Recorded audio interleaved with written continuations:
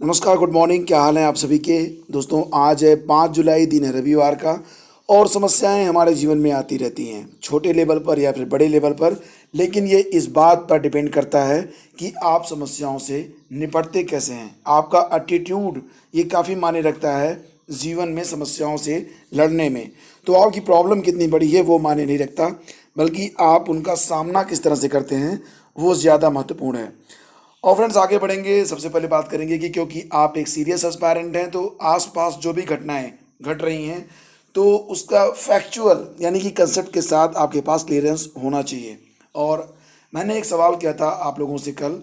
सवाल ये था कि जैसा आप सभी लोग जानते हैं कि भारत में वर्तमान में कोरोना वायरस की 2 वैक्सीन डेवलप की गई है, जिसको ह्यूमन ट्रायल के लिए मंजूरी प्रदान कर दी गई है। अब इंसानों पर भी इसका परीक्षण किया जाएगा। तो मैंने कल आप लोगों से एक सवाल किया था कि भारत में वैक्सीन और नई मेडिसिन जब जारी होती है तो इसको मंजूरी कौन प्रदान करता है।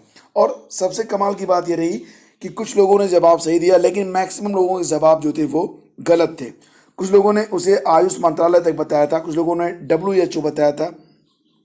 फ्रेंड्स, आपको बिल्कुल पता होना चाहिए कि जो आसपास घटनाएं आपकी घट रही हैं उसमें जो सही फैक्ट है वो क्या है, क्योंकि आप एक सीरियस एस्पायरेंट हैं।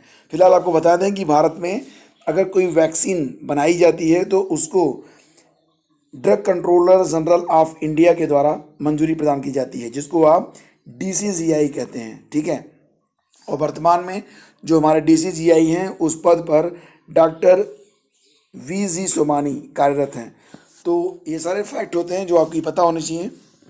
आगे बढ़ते हैं। सबसे पहले बात करेंगे कि देश में 24 घंटे में रिकॉर्ड 22,000 से ज़्यादा संक्रमित कोरोना वायरस से हुए हैं और संख्या जो है लगातार बढ़ती जा रही है। और सबसे बड़ी बात यह कि अनलॉक की वजह से आप ये मत समझिएगा कि खतरा टल गया है। खतरा लगातार बढ़ता जा रहा है, इसलिए आप लोग अपने घरों में रहें और ज़्यादातर आप लोग सैनिटाइजेशन पर बहुत अधिक ध्यान दें। ये मान के चलें कि सामने वाला कोरोना पॉजिटिव है और तभी आप उससे बच पाएंगे। फिलहाल रिकवरी रेट भी काफ़ी अच्छी है, लेकिन बीमार होने की किसको पड़ी है। आगे बढ़ेंगे। UPPSC में जैसा कि मैंने कल आपको अपडेट किया था, ये कुल मिला के इस समय जो सदस्य हैं उनकी संख्या अब 5 हो गई है। तो 2018 का जो इंटरव्यू अब उसके लिए जो कार्यक्रम है वो भी जारी कर दिया जाएगा। डिटेल में जो कार्यक्रम होगा वो कल आपको मिल जाएगा। फिलहाल आपको बता दें कि कुल 984 पदों पर साक्षात्कार के लिए जो विस्तृत कार्यक्रम है उसको 6 जुलाई यानी कि कल जारी किया जाएगा। और साक्षात्कार की जो प्रक्रिया होगी वो 13 जुलाई से शुरू हो जाएगी। इसमें कुल 2,669 अभ्यर्थी शामिल होंगे। इंटरव्यू का विस्तृत कार्यक्रम 6 जुलाई यानी कि सोमवार को जारी होगा, जिसमें इंटरव्यू की विभिन्न तिथियां निर्धारित की जाएंगी और अभ्यर्थियों को बताया जाएगा कि उन्हें साक्षात्कार के दौरान कौन कौन से अभिलेख और क्या प्रारूप और कौन कौन से डॉक्यूमेंट्स लेकर आने हैं। तो जैसा कि आप लोग जानते हैं कि कुल 988 पदों पर 2018 में भर्ती हुई थी, उनमें इंटरव्यू लेकिन 984 पदों के लिए होगा। सहायक नगर आयुक्त के 1 रिक्त पद और लेखाधिकारी नगर विकास विभाग के 3 रिक्त पदों पर चयन केवल मुख्य परीक्षा के आधार पर होता है। तो इन 4 पदों का चयन परिणाम इन परीक्षा के अंतिम चयन परिणाम के साथ जारी किया जाएगा, यानी कि इसका इंटरव्यू नहीं होगा और अंतिम जो परिणाम जारी आएगा तो उसी समय इनका नाम भी सामने रख दिया जाएगा। और दोस्तों, यहाँ पर 25 अगस्त से पहले परिणाम आने की उम्मीद है। 2019 PCS 2019 की मुख्य परीक्षा 25 अगस्त से प्रस्तावित है। और इस परीक्षा के अभ्यर्थी मांग कर रहे हैं कि मुख्य परीक्षा शुरू होने से पहले PCS 2018 का अंतिम चयन परिणाम जारी कर दिया जाए, ताकि PCS 2019 के अभ्यर्थियों के लिए चयन के लिए अवसर बढ़ सकें। तो कोशिश यही की जा रही है कि 2019 की परीक्षा से पहले 2018 के जो परिणाम है वो जारी कर दिए जाएं। और संयुक्त प्रवेश परीक्षा परिषद की ओर से पॉलिटेक्निक में की जो प्रवेश परीक्षा थी उसे दोबारा से टाल दिया गया है। अब परीक्षा सितंबर के पहले सप्ताह में हो सकती है। इसके पहले 19 और 25 जुलाई को यह परीक्षा होनी थी और उसके पहले 5 और 6 जुलाई से पहले भी इस परीक्षा को टाल दिया गया था। पहले परीक्षा होनी थी 5 और 6 जुलाई को, बाद में इसे 19 और 25 जुलाई रखा गया, लेकिन अब इसे जो है सितंबर के पहले सप्ताह में कराए जाने की बात कही जा रही है। यानी कि संयुक्त प्रवेश परीक्षा पॉलिटेक्निक अब दोबारा से टाल दी गई है और नई डेट्स अभी आई नहीं है। जैसे नई डेट्स आएगी आपको तुरंत जो है इन्फॉर्मेशन दी जाएगी। परिषद के सचिव एस.के. बैस के मुताबिक कोरोना वायरस महामारी की परिस्थितियों को देखते हुए परीक्षाएं आगे बढ़ाई गई हैं। पहले परीक्षा 19 जुलाई को प्रथम पाली से सुबह 9 से 12 बजे तक ग्रुप ए इंजीनियरिंग के अभ्यर्थी और दोपहर 2:30 बजे से शाम 5:30 बजे तक दूसरी पाली में फार्मेसी के अभ्यर्थी की परीक्षा के रूप में होनी थी। ये दोनों परीक्षाएं ऑनलाइन होंगी। अपडेट इसकी आ जाएगी तो मैं आपको तुरंत इसके बारे में अपडेट करूंगा। और सीटेट के बारे में एक लेटेस्ट अपडेट है, एक नई सूचना है, हालांकि सूचना पुरानी है लेकिन दोबारा से इसे सर्कुलेट किया गया है कि 5 जुलाई को आयोजित होने वाली केंद्रीय अध्यापक पात्रता परीक्षा का जो 14वां संस्करण था उसको स्थगित कर दिया गया है और जो नई डेट होगी उसके बारे में अभी कोई सूचना नहीं है। जैसे कोई नई डेट आएगी मैं तुरंत आपको अपडेट करूंगा। फिलहाल अगर आप चाहें तो इसके लिए ctet.nic.in जो कि ऑफिशियल वेबसाइट है, इस पर भी विजिट करते रह सकते हैं। और विगत आदेशों के मुताबिक 69,000 शिक्षक भर्ती केस आगामी 14 जुलाई को सुना जाना था, लेकिन विपक्षी पार्टियों द्वारा क्लेरिफिकेशन इम्प्लीमेंट की वजह से रजिस्ट्रीज ने इस केस को 7 जुलाई को लिस्टेड कर दिया है। देखिए यहाँ पर बात हो रही है 69,000 शिक्षक भर्ती सुप्रीम कोर्ट सुनवाई के बारे में और ये जो पोस्ट है वो रिजवान अंसारी टीम की ओर से, जिसके बारे में इसको देखने से हमें कई सारी इन्फॉर्मेशन मिलती है।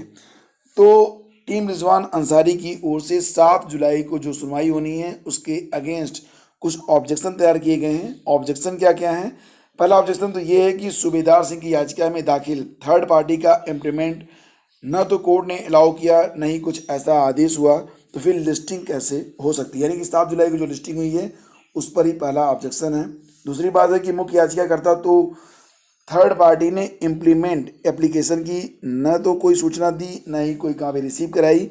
ऐसी स्थिति में अधूरी सर्विस कंपाइल्स में मैटर कैसे लिस्ट हो सकता है?